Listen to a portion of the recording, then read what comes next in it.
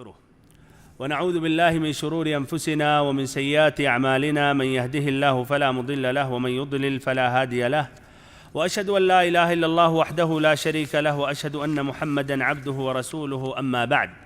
اللهم علمنا ما ينفعنا وانفعنا بما علمتنا وزدنا علما نافعا وعملا صالحا يا رب العالمين. ساری تعریفیں اللہ رب العالمین کے لیے ہیں اور مکمل ترین پورے طور پر درود و سلام اس ذات مقدسہ مبارکہ پر جن کو اللہ رب العزت نے اس دنیا میں رشد و ہدایت کے ساتھ رحمت للعالمین بنا کر بھیجا.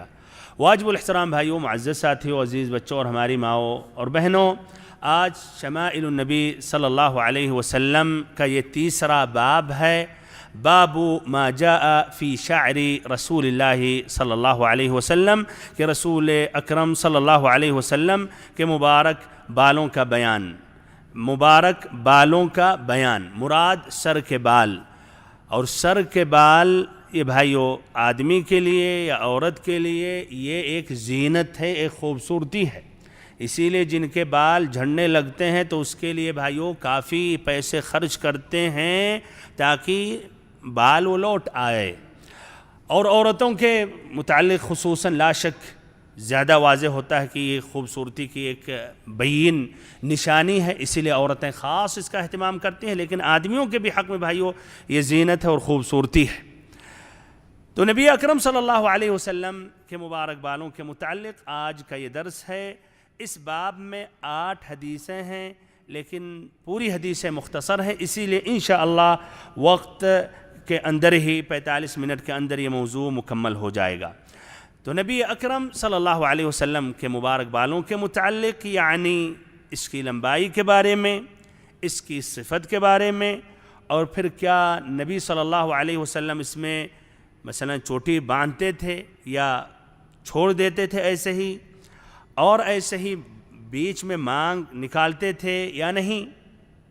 اور پھر آخری میں یہ ذکر کروں گا کیا لمبا بال رکھنا یہ سنت ہے یا یہ عادات میں اس کا شمار ہوتا ہے. اور پھر جہاں آدمی جس جگہ ہے اس اعتبار سے اس کا لحاظ کرے، اگر لوگوں کے نزدیک اس کو بہتر سمجھتے ہیں تو رکھے، اور اگر بہتر نہیں سمجھتے ہیں تو مثلا لمبا بال نہ رکھے. ان تمام باتوں کی انشاءاللہ وضاحت کروں گا. موضوع میں داخل ہونے سے پہلے 3 اصطلاح، 3 لفظ کو اچھی طرح سمجھ جائیں، اس لیے کہ بار بار یہ آتا رہے گا. ایک الجمہ، پھر نمبر 2 الوفرہ، نمبر 3 اللمہ، یا جمہ وفرہ لمہ.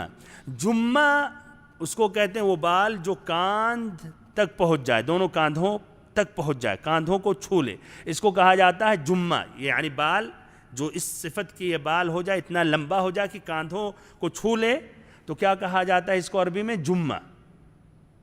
بال اتنا لمبا ہو جائے، کندھوں تک پہنچ جائے، کندھوں کے اوپر ہے، تو یہ الجمہ ہے. اگر بال چھوٹا ہے، صرف کانوں کے لو تک ہے، کانوں کے لو تک ہے، تو اس کو کہا جاتا ہے کیا؟ وفرہ. یہ وفرہ ہے. بال کانوں کے لو تک ہے، یہاں تک، تو کیا ہے؟ الوفرہ.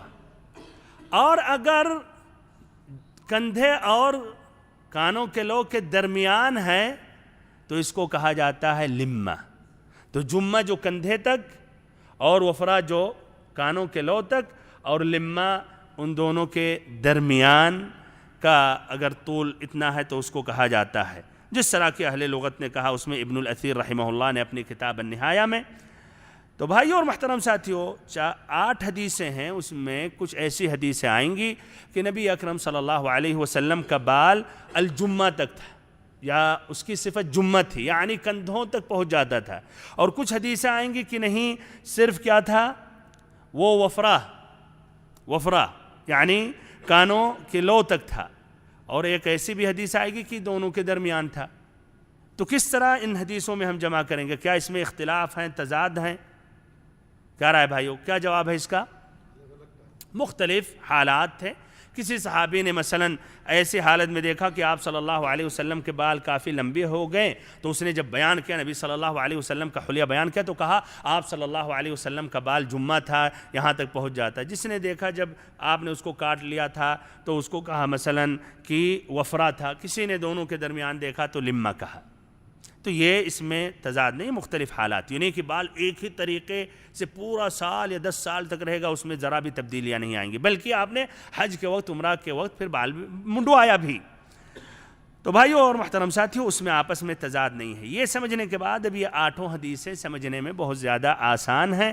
تو پہلی حدیث جو اس باب میں امام ترمذی رحمہ اللہ بیان کرتے ہیں، کہتے ہیں حدثنا علی بن حجر قال اخبرنا اسماعیل بن ابراہیم عن حمید عن انس بن مالک رضی اللہ عنہ قال كان شعر رسول اللہ صلی اللہ علیہ وسلم الى نصف اذنیہ، کہ نبی اکرم صلی اللہ علیہ وسلم کے بال آپ کے کانوں کے نصف تک تھے۔ انس رضی اللہ عنہ سے مروی، نصف تک تھے۔ اس طرح جو آیا ابھی میں نے ذکر کیا الوفرا، یعنی کچھ ذرا اونچا تھا، یعنی وفرا ہی کی طرح تھا، نصف کان تک، آپ کے کانوں کے نصف تک تھے، یہ انس رضی اللہ عنہ بیان کرتے ہیں۔ اور غالباً یہ اکثر یہی نبی صلی اللہ علیہ وسلم کے بال کی صفت ایسے ہی تھی کہ یعنی وہ کیا تھا، وفرا تھا، یا وفرا سے بھی کچھ اوپر آدھے کان تک پہنچتا تھا۔ یہ حدیث بھائیو، اس کی روایت امام مسلم نے بھی کی ہے اپنی کتاب الصحیح میں، حدیث نمبر 2338۔ اس طرح امام ترمذی نے بھی کی ہے، امام مسلم نے، اس طرح ایک دم معتبر حدیث ہے، صحیح حدیث ہے، بلکہ اس کے صحیح ہونے میں شک نہیں ہے، اس لیے کہ امام مسلم نے روایت کی ہے، جس طرح کی جمہور اہل علم، بلکہ کہیے اس پر مسلمانوں کا اتفاق اور اجماع ہے کہ صحیح امام بخاری پھر امام مسلم، یہ دونوں کتابیں سب سے صحیح ہیں اللہ تعالیٰ کے کلام کے بعد۔ دوسری حدیث جو امام ترمذی رحمہ اللہ اپنی اس کتاب یا اپنے اس باب میں بیان کرتے ہیں، کہتے ہیں حدثنا حناد بن السری قال اخبرنا عبد الرحمن بن ابی الزناد عن هشام بن عروة عن أبيه عن عائشة رضي الله عنها قالت كنت أغتسل أنا ورسول الله صلى الله عليه وسلم من إناء واحد وكان له شعر فوق الجمة ودون الوفرة، فوق الجمة ودون الوفرة۔ حدیث کا ترجمہ، پھر اس کے بعد حدیث کی تخریج۔ ام المؤمنین حضرت عائشہ رضی اللہ عنہا سے روایت ہے، وہ فرماتی ہیں کہ میں اور رسول صلی اللہ علیہ وسلم ایک برتن سے اکٹھے یعنی ایک ساتھ غسل کرتے تھے، اور آپ کے بال مبارک جمعہ سے کچھ اوپر اور وفرا سے کم تھے، جمعہ سے کچھ اوپر اور وفرا سے کچھ کم تھے۔ اس کا کیا نام ہے؟ لمہ، لمہ بکسر اللام، ہاں لمہ۔ یہ حدیث کا ترجمہ ہے جس میں لمہ کا ذکر آیا۔ اس سے پہلے کیا ذکر آیا کہ وفرا، نصف کان تک۔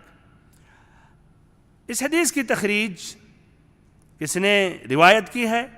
تو امام ترمذی نے اپنی کتاب شمائل نبی صلی اللہ علیہ وسلم میں روایت کی ہے، اور ایسے ہی اپنی کتاب الجامع میں، سنن الترمذی میں روایت کرتے ہیں، پیج نمبر 417، حدیث نمبر 1755، کتاب اللباس، باب ما جاء فی الجمہ واتخاذ الشعر، اسی سند اور اسی متن کے ساتھ جو شمائل النبی صلی اللہ علیہ وسلم میں جس کا میں نے ذکر کیا، اسی سند اور متن کے ساتھ۔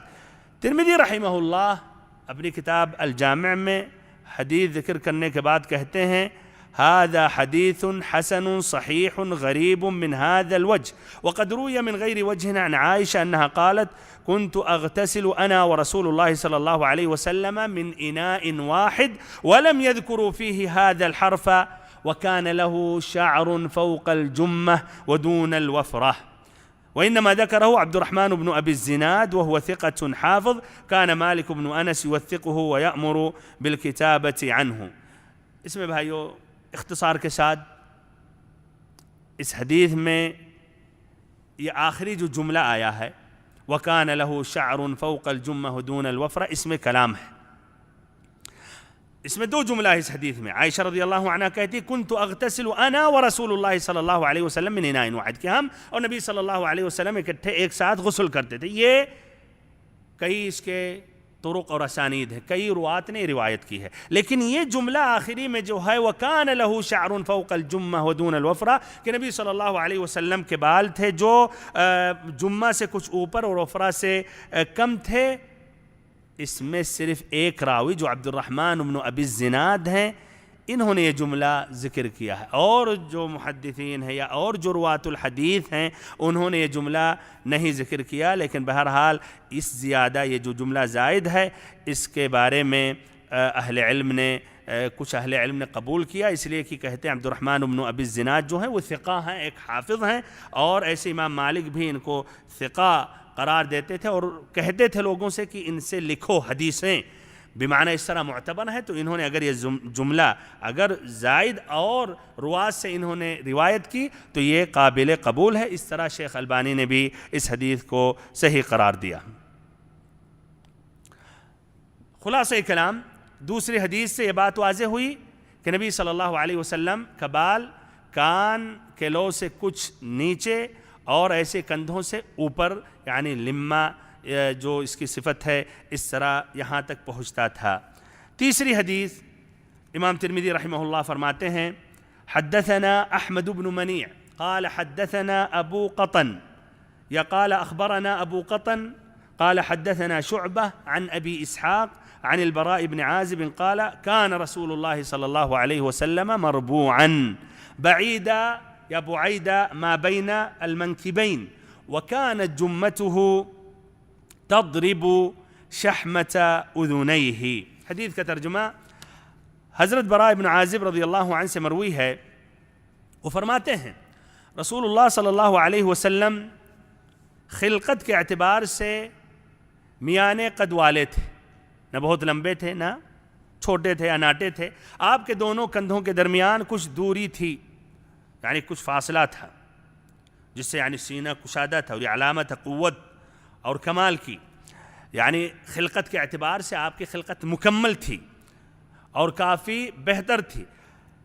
پھر کہتے ہیں براء بن عازب رضی اللہ عنہ، اور آپ کے مبارک جمہ بال کانوں کی لو پر پڑے تھے۔ آپ صلی اللہ علیہ وسلم کے مبارک جمہ، یعنی ادھر مراد ہے مبارک جمہ سے یعنی مبارک بال، آپ صلی اللہ علیہ وسلم کا بال کانوں کی لو پر پڑے تھے، یعنی یہاں تک پہنچ جاتے تھے۔ اس کو کیا کہا جائے گا؟ الوفرہ، ماشاءاللہ، ہاں اس کو کہا جائے گا الوفرہ۔ یہ حدیث انس رضی اللہ عنہ کی پہلے گزر چکی پہلے باب میں، نبی اکرم صلی اللہ علیہ وسلم کے حلیہ مبارک جو پہلا باب تھا اس میں یہ حدیث گزر چکی، اور پہلے جملہ کی تشریح واضح طور پر وہاں ہوئی کندھے کے متعلق اور آپ صلی اللہ علیہ وسلم کی قد و قامت کے متعلق، اور یہاں اس باب میں پھر سے ذکر کیا جا رہا ہے، اس لیے اس کا تعلق کیا ہے؟ بال سے ہے، اور اس میں آیا ہے وَكَانَتْ جُمَّتُهُ تَضْرِبُ شَحْمَةَ أُذُنَيْهِ کہ نبی صلی اللہ علیہ وسلم کے بال آپ صلی اللہ علیہ وسلم کے کانوں کے لو تک پہنچتے تھے یا وہاں تک بال پہنچے رہتے تھے۔ بھائیوں اور محترم ساتھیوں، اختصاراً تخریج وہاں بیان ہو چکی، لیکن پھر سے ایک مرتبہ اس حدیث کی روایت امام بخاری نے کی ہے اپنی کتاب الصحیح حدیث نمبر 3549، اور ایسے امام مسلم نے اپنی کتاب الصحیح حدیث نمبر 2337، اور امام ترمذی نے بھی اپنی الجامع میں روایت کی ہے 1724۔ یہاں بھی یہ ذکر کرتے ہیں لیکن سند ان کا مختلف ہے، تو حدیث وہی ہے لیکن سند مختلف ہے۔ جس طرح امام بخاری بھی ایک حدیث کو کبھی کئی مرتبہ دہراتے ہیں، لیکن جب دہراتے ہیں تو اس میں بھی ایک فائدہ ہوتا ہے، یا تو سند مختلف ہوتا ہے جس سے مزید تقویت ملتی ہے پہلی حدیث کی، یا اس سند سے کچھ الفاظ میں بھائیوں مثلا کچھ اضافہ ہوتا ہے، کچھ زیادہ ہوتا ہے، تو المہم اس میں بھی فائدے سے خالی نہیں ہوتا ہے۔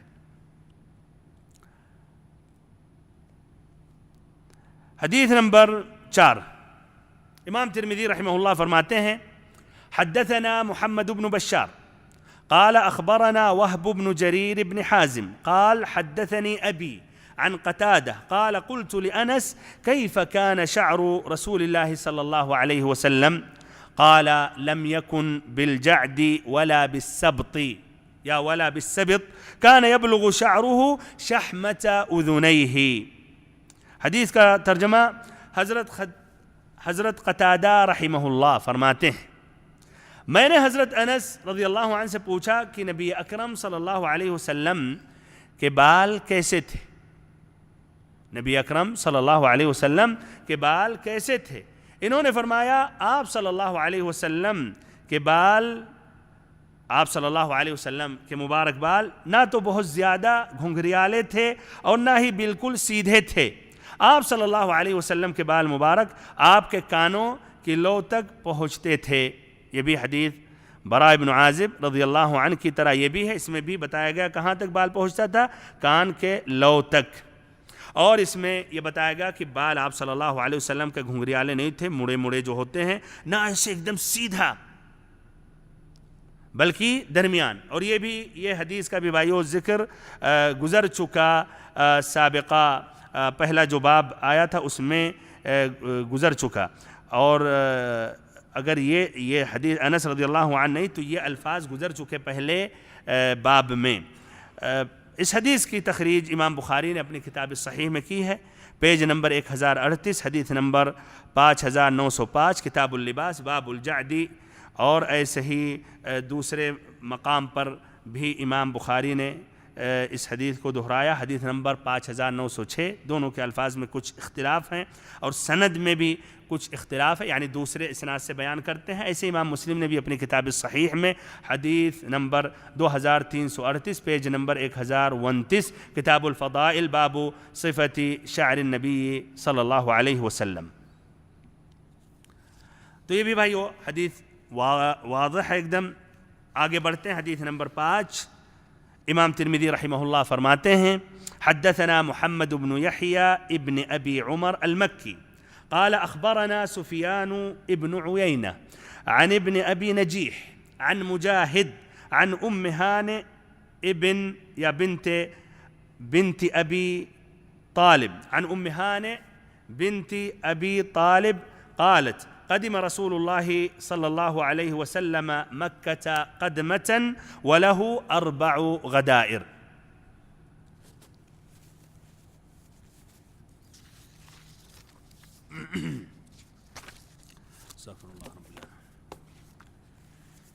حدیثیں بھائیو بہت ہی مختصر ہیں اور اسی موضوع پہ ہے, اور جو الفاظ نئے ہیں پہلے گزر چکے, اسی لیے اختصار سے آج یعنی وقت میں کافی برکت نظر آ رہی ہے. اچھا, حدیث کا ترجمہ حضرت ام ہانئ رضی اللہ عنہا سے مروی ہے. وہ فرماتی ہیں کہ نبی اکرم صلی اللہ علیہ وسلم ایک دفعہ مکہ معظمہ میں تشریف لائے تو آپ کے مبارک بالوں کے 4 گیسو تھے, یعنی 4 چوٹیاں تھیں. یہ حدیث کا ترجمہ. ابھی اس کی مزید وضاحت کروں گا. سب سے پہلے حدیث کی تخریج. تو یہ اس حدیث کی تخریج روایت امام ترمذی نے اپنی کتاب السنن الجامع میں بھی کی ہے, حدیث نمبر 1781, پیج نمبر 422, کتاب اللباس باب دخول نبی صلی اللہ علیہ وسلم مکہ. اسی سند کے ساتھ یہی سند جو ابھی میں نے ذکر کیا, اور لفظ میں معمولی سے اختلاف ہے. قدمتاً جو ادھر آیا ہے کہ 1 مرتبہ, یہ لفظ کا وہاں جامع میں ذکر نہیں ہے. پھر اسی حدیث کو اسی نمبر کے بعد دوسرے اسناد سے بھی امام ترمذی نے بیان کیا, جہاں انہوں نے ظفائر کہا غدائر کی جگہ پر, اور اس کے بعد کہا, غور سے سنیے, هذا حدیث حسن غریب قال محمد لا اعرف لمجاہد سماعا عن ام ہانئ. ام ہانئ صحابیہ ہیں, علی رضی اللہ عنہ کی یہ سگی بہن ہیں, صحابیہ ہیں. ان سے جو روایت کر رہے ہیں کون ہیں؟ مجاہد ابن جبر المکی, جو ابن عباس رضی اللہ عنہما کے بھی ایک جید اور مشہور شاگرد ہیں اور ایک مفسر قرآن ہیں. تو مجاہد روایت کرتے ہیں کن سے؟ ام ہانئ سے, علی رضی اللہ عنہ کے بہن سے. تو محمد یعنی امام بخاری رحمہ اللہ کہتے ہیں, جس طرح کہ امام ترمذی نقل کرتے ہیں, اور امام بخاری یہ شیخ اور استاد ہیں امام ترمذی کے, اور کافی نقولات نقل کرتے ہیں الجامع میں, قال محمد ان کی باتیں نقل کرتے ہیں. تو امام محمد نے یعنی امام بخاری نے کیا کہا؟ لا اعرف لمجاہد سماعا عن ام ہانئ, کہ مجھے علم نہیں ہے کہ مجاہد نے ام ہانئ سے سنا, یعنی ثابت نہیں ہے کہ مجاہد جو روایت کر رہے ہیں ام ہانئ سے کہ انہوں نے ام ہانئ سے سنا ہے ڈائریکٹ. اس سے مراد کیا؟ اس سے مراد بھائیو حدیث کی 5 شرطیں ہیں تاکہ وہ حدیث صحیح ہو, مقبول ہو.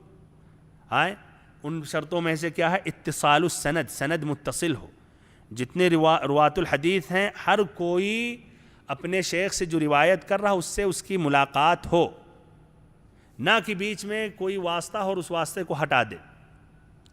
تو ادھر کہہ رہے ہیں امام بخاری کہ مجاہد کے بارے میں نہیں آتا ہے، ثابت نہیں ہے کہ انہوں نے ام ہانئ سے سنا، ڈائریکٹ یعنی نہیں سنا۔ تو اس کا معنی مطلب کیا ہے؟ اب ادھر جب ڈائریکٹ وہ روایت کر رہے ہیں ام ہانئ سے تو اس کے معنی بیچ میں ہو سکتا کوئی واسطہ ہو اور واسطہ کا ذکر نہیں کر رہے ہیں، ممکن ہو کہ مجہول ہو، ممکن ہو کہ یہ ضعیف ہو، ممکن ہو کمزور ہو، قابل اعتماد نہ ہو۔ اس طرح دیکھیں کس طرح محدثین اہل علم احتیاط کرتے ہیں نبی اکرم صلی اللہ علیہ وسلم کی سنت کے لیے، تو اس کو پھر رد کر دیتے ہیں، اس لیے ایک شرط وہ نہیں پائی جا رہی ہے۔ بہرحال اور بھی شروط ہیں بھائیو، وقت کا لحاظ کرتے ہوئے وہ میں ذکر نہیں کر رہا ہوں، لیکن اتنا کافی ہے اشارہ کہ اس طرح دیکھیں کہ یہ بھائیو بہت ہی محنت کیے ہیں محدثین اہل علم یہ حدیث کو، تاکہ معتبر اور ایسے ہی ہم اطمینان کے ساتھ اس کو ہم لے لیں، جہاں شک ہوتا ہے اس کو رد کر دیتے۔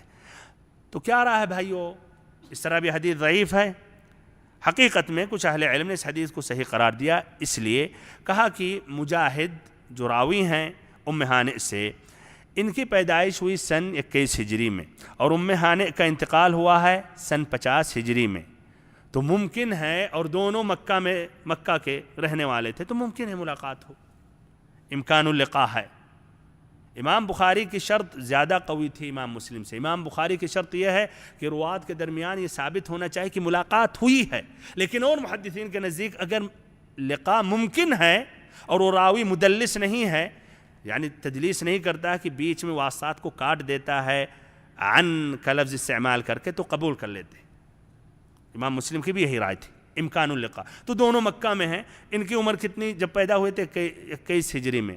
جب ان کا انتقال ہوا کتنے سال میں؟ سن 50 ہجری میں، یعنی آخری وقت تک، ام ہانئ کے آخری وقت میں ان کی عمر کتنی تھی؟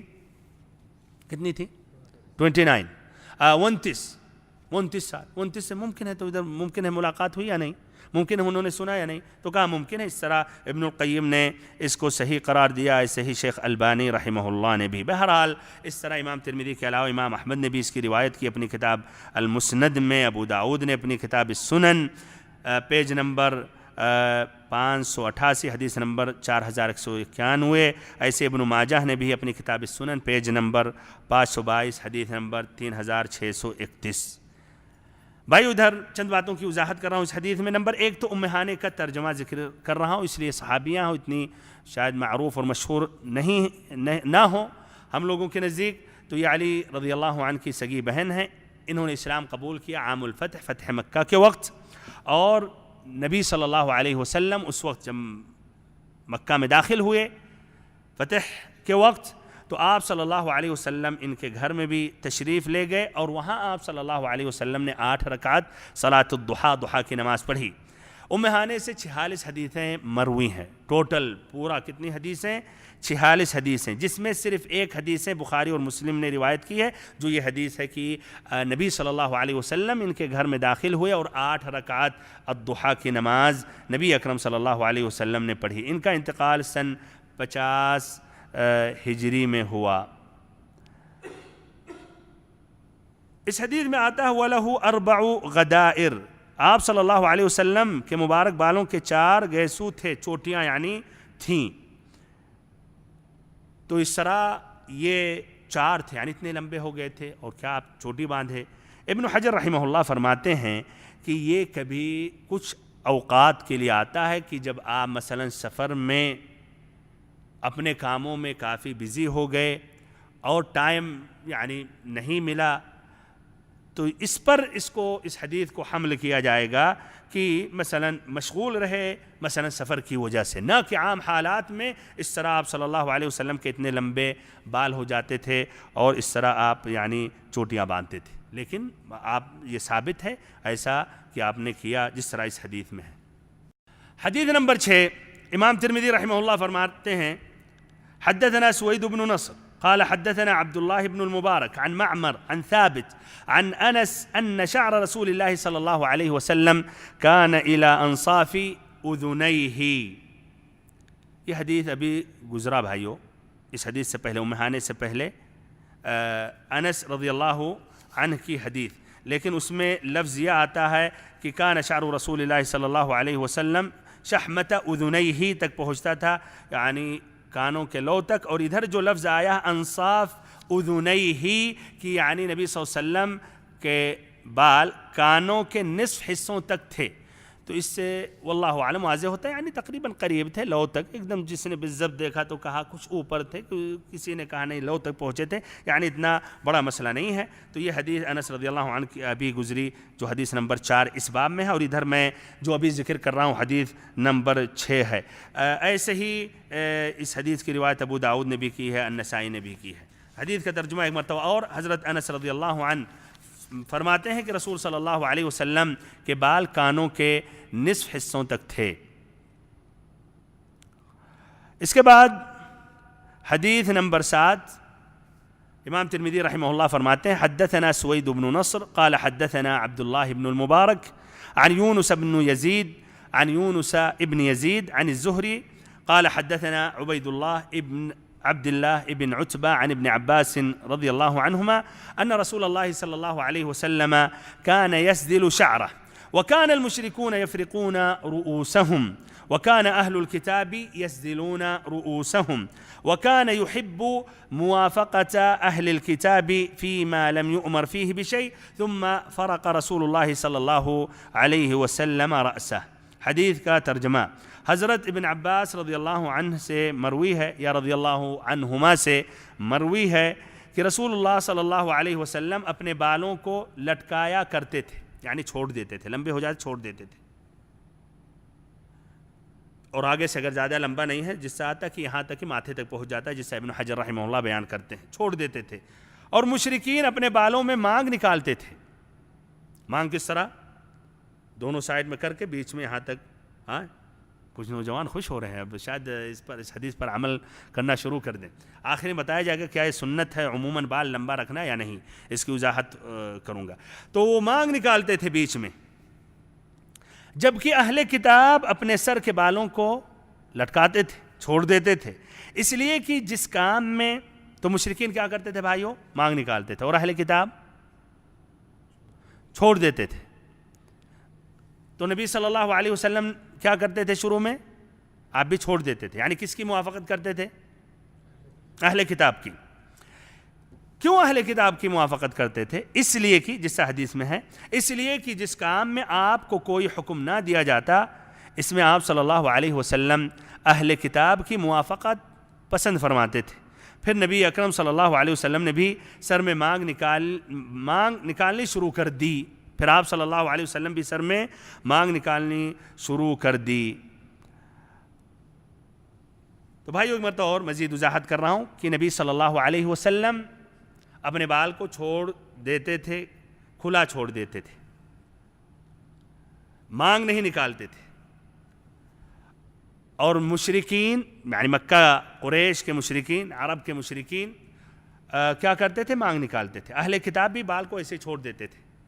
آپ صلی اللہ علیہ وسلم اہل کتاب کی موافقت کرنا زیادہ پسند کرتے تھے جس مسئلے میں مثلا اللہ تعالیٰ کی طرف سے کوئی حکم نہ آئے، نہیں آتا تھا۔ کیوں؟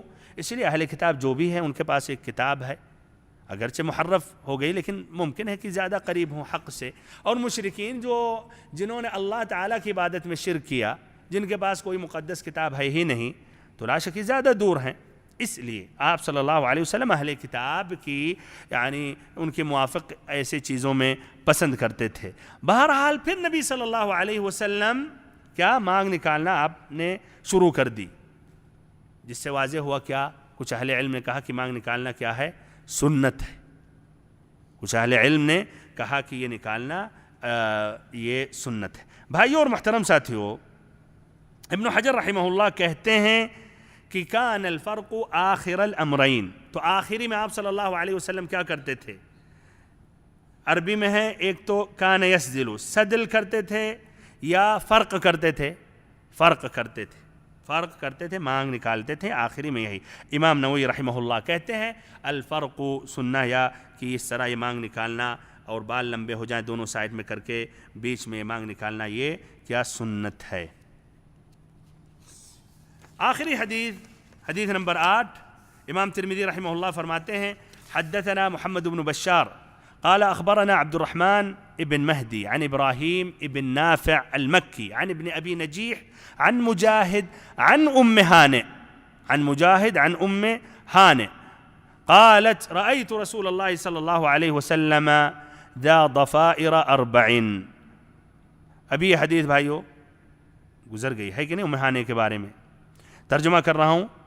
حضرت ام ہانئ رضی اللہ عنہا سے مروی ہے، وہ فرماتی ہیں میں نے رسول اللہ صلی اللہ علیہ وسلم کو دیکھا، آپ کے بال 4 چوٹیوں میں بٹے ہوئے تھے، 4 گیسوں میں بٹے ہوئے تھے، 4 چوٹیوں، وہی اس میں بھی آیا ہے 4 ضفائر، ادھر بھی یہی آتا ہے، اور حدیث وہی ہے، مکرر ہے، لیکن لفظ کچھ مختلف ہیں، اور اس حدیث کی روایت امام ترمذی نے اسی سند کے ساتھ، الفاظ کچھ مختلف ہیں، اپنی کتاب الجامع السنن میں بھی روایت کرتے ہیں، پیج نمبر 422، حدیث نمبر 1781 کے بعد.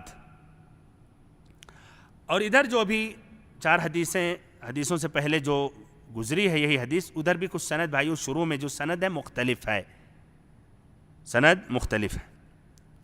لیکن لفظ ایک ہی ہے. لفظ کیا ہے؟ لفظ ایک ہے. ادھر کا لفظ کیا ہے کہ قدم رسول اللہ صلی اللہ علیہ وسلم مکہ وله 4 غدائر، ادھر ہے رأیت رسول اللہ صلی اللہ علیہ وسلم ذا ضفائر 4. تو لفظ سیم نہیں ہے، یعنی لفظ کچھ مختلف ہیں لیکن معنی دونوں کا ایک ہی ہے، دونوں کا معنی ایک ہے، سند بھی مختلف ہیں، یعنی جو شروع میں، لیکن بعد میں آگے جا کر سب روایت یہیں سے کر رہے ہیں، ابراہیم ابن نافع المکی سے، یا ابن ابی نجیح جو روایت کرتے ہیں، مجاہد جو روایت کرتے ہیں ام ہانئ سے. اب اس طرح یہ حدیثیں مکمل ہو گئی، یہ باب بھی مکمل ہو گیا. آخری میں 2 فائدہ ذکر کر رہا ہوں جس کا تعلق اس باب سے ہے، اس موضوع سے ہے. پہلی بات یہ ہے، کیا لمبے بال رکھنا لمبے بال رکھنا آدمیوں کے لیے، مردوں کے لیے، کیا یہ رکھنا سنت ہے یا سنت نہیں ہے؟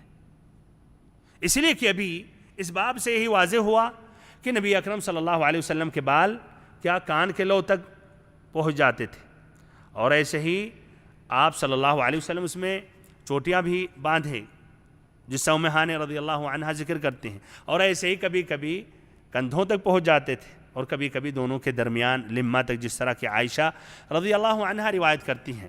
تو کیا اس طرح بھائیو، کیا یہ عمل کرنا اس طرح سنت ہے یا سنت نہیں ہے؟ اس کا شمار عادات میں ہوتا ہے، تقالید میں، لوگوں کے زمانے اور جگہ کے اعتبار سے ان کے دیکھا جائے کس کو بہتر سمجھتے ہیں، پھر جو بہتر سمجھا جائے اسی کو لیا جائے، اس پر عمل کیا جائے. اگر بال رکھنا بہتر سمجھتے ہیں، اس میں سمجھتے ہیں کہ یہ آدمیوں کی یہ اچھی نشانی ہے تو رکھنا بہتر ہے، اور اگر ان کے نزدیک بال چھوٹا ہی رکھنا بہتر ہے تو یہ بہتر ہوگا.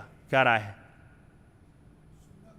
سنت ہے، اس لیے حدیثوں میں آیا، بات آپ کی معقول ہے، حدیثوں میں آیا تو اس کو ہم سنت کہیں گے. اچھا تو اور مزید سوال کو واضح کروں، کبھی کبھی ایسے نوجوان نظر آتے ہیں جو بال ماشاءاللہ اتنے لمبے چوڑے رکھے رہتے ہیں، نماز میں بھی سست رہتے ہیں، بلکہ اور سنن سے دور رہتے ہیں، اور پھر جب ان سے کہا جاتا ہے تو کہتے ہیں میں سنت پہ عمل کر رہا ہوں. کیا رائے ہے؟ کیا حقیقت میں یعنی ان کے دلوں میں نبی صلی اللہ علیہ وسلم سے سنت کی محبت اس بنا پر کر رہے ہیں، جبکہ اور جو بنیادی سنتیں ہیں، سنن مؤکدہ ہے، اس میں پیچھے رہتے ہیں، بلکہ فرائض میں دور رہتے ہیں، نمازوں میں سست رہتے ہیں؟ کیا رائے ہے؟ تو وہ سنت ہے، وہ جو عمل کر رہے ہیں اس سے کہا جائے گا کہ یہ ثواب کے مستحق ہیں. کیا رائے ہے؟ انما الاعمال بالنیات، اعمال کا دار و مدار نیتوں پہ ہے، بلا شک وہ نیت اللہ تعالی جانتا ہے. لیکن ادھر میں نے بتایا کہ وہی آدمی جو ادھر سنت کا دعویٰ کر رہا ہے فرائض میں سست ہے، فجر کی نماز ہی نہیں پڑھتا ہے، سنن مؤکدہ جو 12 رکعتیں ہیں وہ بھی نہیں پڑھتا ہے، قرآن کی تلاوت نہیں کرتا ہے، پھر ادھر یعنی کیا رائے ہے؟ یعنی یہ سنت پر عمل کر رہا؟ نہیں بھائیو، ادھر سنت پہ وہ عمل نہیں کر رہا ہے، اس لیے کہ اس سے بھی اہم سنتیں ہیں، فرائض اس میں سست ہے. بہرحال اس کے بعد یہ ذکر کر رہا ہوں ابن عثیمین رحمہ اللہ، شیخ محمد ابن عثیمین رحمہ اللہ ایک جید عالم گزرے ہیں یہاں سعودی عرب میں، ان سے سوال پوچھا گیا کہ کیا لمبا بال رکھنا کیا یہ سنت ہے یا نہیں؟ تو انہوں نے کہا کہ یہ سنت نہیں ہے۔ نبی صلی اللہ علیہ وسلم جو بال لمبے رکھتے تھے اس لیے رکھتے تھے کہ اس وقت لوگ ایسے لمبے لمبے بال رکھتے تھے۔ ابھی حدیث میں آیا ہے کہ نہیں کہ مشرکین کیا وہ مانگ نکالتے تھے، بال لمبے ہو جاتے تھے، چھوٹے بال میں مانگ نہیں نکال سکتے۔ اور ایسے ہی اہل کتاب کیا وہ بال چھوڑ کر رکھتے تھے، اور نبی صلی اللہ علیہ وسلم پہلے آپ نے اہل کتاب کی موافقت کی، پھر بعد میں آپ نے یعنی اس طرح الفرق اور یہ مانگ نکالنی آپ نے بھی شروع کر دی۔ تو بال اس وقت کے لوگوں کے ایسے لمبے ہوتے تھے، عادات میں شمار ہوتا تھا، عربوں کی عادات اور تقالید میں سے، اور اس کو اچھا سمجھا جاتا ہے، تو آپ صلی اللہ علیہ وسلم نے بھی اس طرح کیا۔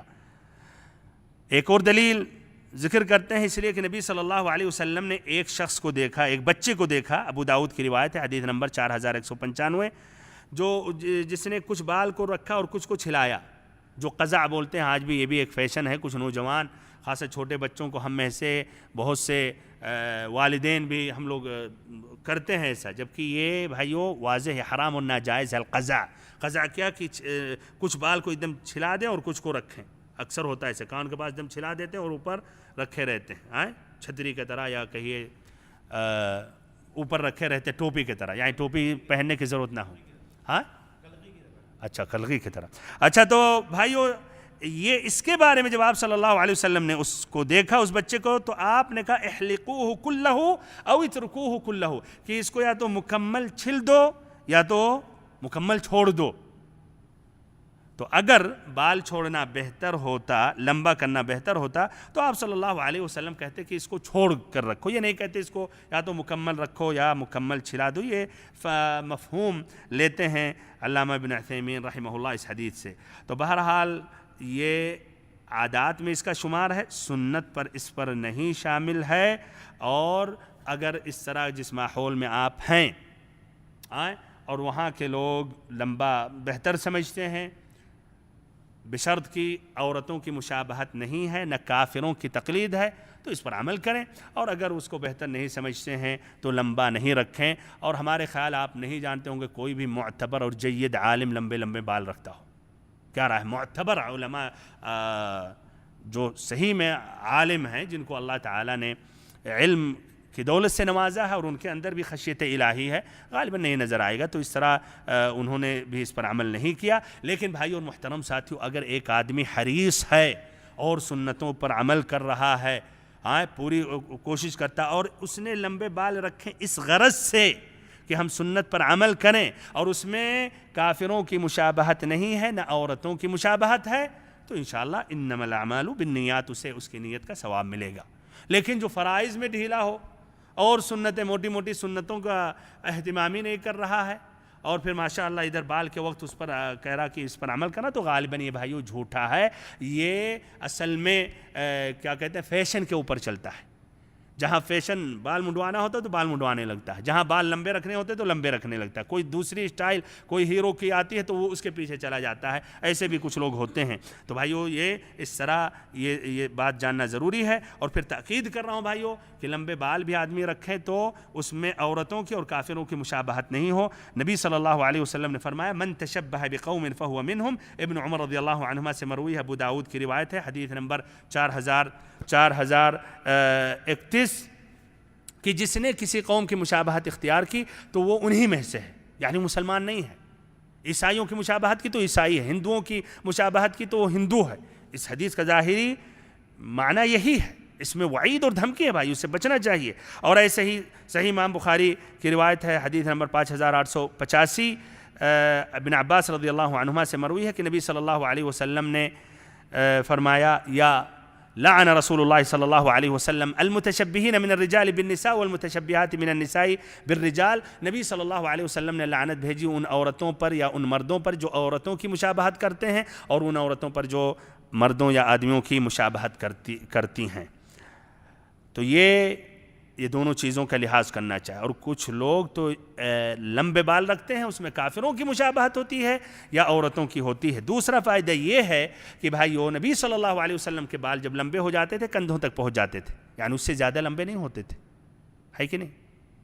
اس سے لمبے نہیں آتا کہ اتنے لمبے کہ کندھے کے نیچے سے کندھے تک پہنچ جاتے تھے، یہ ایک دم لمبا جب ہو جاتا تھا.